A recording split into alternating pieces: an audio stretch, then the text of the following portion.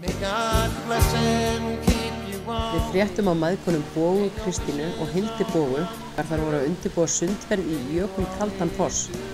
Þetta er fyrsta fossferðin af 55 sem Boga Kristín ætlar að fara þetta ári og auðvitað var Gullfoss í Dalasýslu fyrir valinu. Þú skiptir starfsvettvang fyrir stuttu síðan? Já, það eru 4 ár síðan sem að ég hendi mér yfir í leiðsögn landið mitt, Ísland. Já, hvað varst að gera á þér? Ég er búin að vera í ferðamálum síðan 87. Lengst var ég hjá Icelandair flugfélaginu, ferðaskrifstofum, starfaði í Noregi fyrir Icelandair, flugliði þá. Síðan, já, bara í ferðamálum síðan. Þá er ég á söluskrifstofum og í markaðssviðinu. Svoleiðis að... Og það er 8-4 skrifstofuvinna, eða ekki rétt? Já, þetta er bara 8-4. Já. Það var, þegar þú ert komið 2-3 skjái fyrir fram að þig, að þú ert farin að horfa út gluggann, þá viltu kannski hafa skrifstofuna þína aðeins stærri. Og það er Ísland. Já, í dag. Þegar ég er að keyra í dag og horfa út gluggann, þá hugsa ég, hvaða forréttindi eru þetta nú? Að það er skrifstofan mín. Auðvitað er átök á skrifstofunni stundum. Þá erum við að tala um íslenska veðrið. Já. En þú ert nú ekki hrædd við það, aldeilis ekki? Það er ekki í boði. Við búum hérna. Við verðum, eins og ég er alltaf að segja við útlendingarna sem sækja okkur heim. Þeir koma spenntir, þeir vilja upplifa náttúruna, þeir eru í náttúrunni og þá verða þeir bara að sigla með henni. Og þeir treysta manni þegar maður er að keyra og með þeim í öllum þessum veðrum. Ég er nýkomin úr hringferð og það var allur pakkinn eins og við segjum á góðri íslensku. Þetta er eitthvað sem að þeim finnst líka alveg magnað að upplifa. Þú ert, hvað heitir þetta, keyrandi leiðsögumaður? Ég er ökuleiðsögumaður. Já, þannig að þú keyrir sjálf. Ég á 19 manna bíl, Sprinter, nýjan, og svo er ég með svona yfirleitt 12-15 manns. Þannig að þetta er mjög ólík vinna frá því að vera frá 8-4 á skrifstofu yfir í... Jú, við skulum segja að þetta er svolítið hreyfanlegra. Þetta er öðruvísi, það reynir öðruvísi á en þetta er einn anginn af ferðaþjónustunni, það sem við erum að bjóða upp á í dag. En þú ert fædd og uppalinn hérna, þú ert dalamaður í húð og hár. Ég er dalamaður í húð og hár, ég er breiðfirðingur, ég er fædd hérna í Tjaldanes í Saurbæ og það eru mín forréttindi í lífinu að hafa fæðst hér og átt mína æsku hér. Núna erum við stödd hérna á Gullfoss fyrir aftan mig. Þetta er æskustöðvar vinkonu minnar, æskuvinkonu Hugrúnar Reynisdóttir.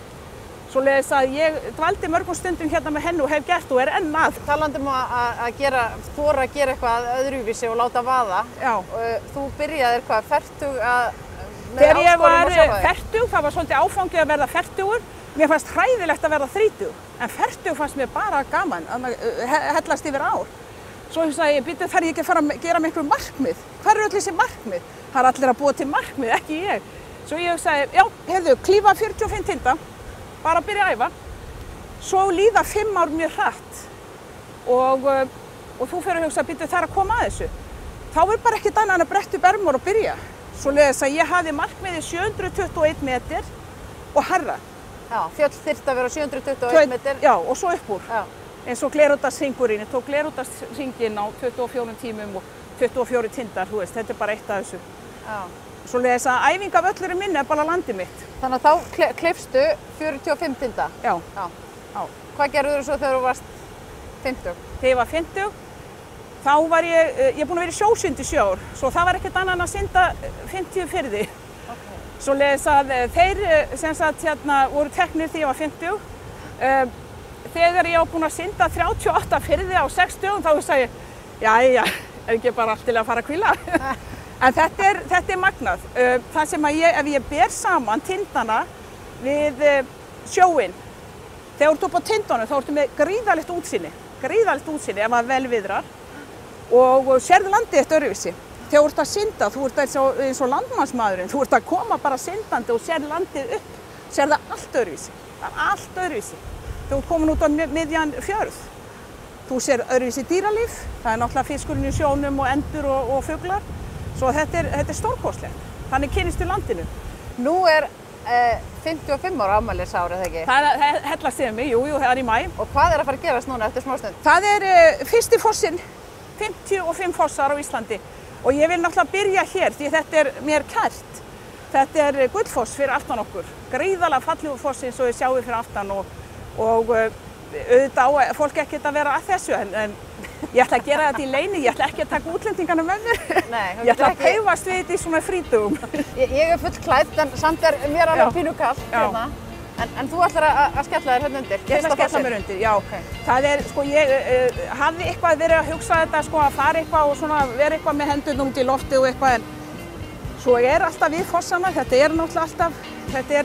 náttúrulega þeir eru að ryðja sér veg, svoleiðis að það eru ágætar laugar þarna, en ég bara paufast eitthvað hérna eftir, þetta bara svona, ég að byrja að brjóta ísinn, svo bara koma fleiri fossar, en það á nóg að taka, gullfallegi fossar á hverju einasta bletti á Íslandi, allt land.